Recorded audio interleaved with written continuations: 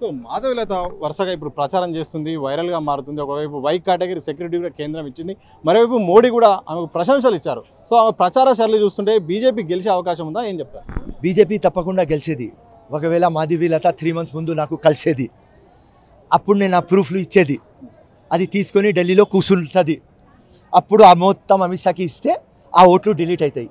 అసదుద్దీన్కి ఓడగొట్టాలి అంటే 6,64,000 ఓట్లు నేను ప్రూఫ్లతో ఇచ్చిన. అది మ్యాండేటరీ చీఫ్ ఎలక్షన్ కమిషన్కి, అది తీయాలి, తప్పదు, అది మన సిస్టమ్.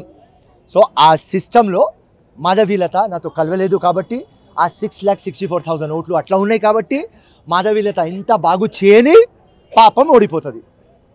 సో మరోవైపు ఇటు బీజేపీని గెలిపించడానికి, బీజేపీ ఎంపీ అభ్యర్థి గెలిపించడానికి ఒక చాలా అంటే ఓడిపోయే అభ్యర్థులను కాంగ్రెస్ బరిలో దింపుతుంది చాలా ప్లేస్లు అనేది ఆరోపణ. అది రాంగ్.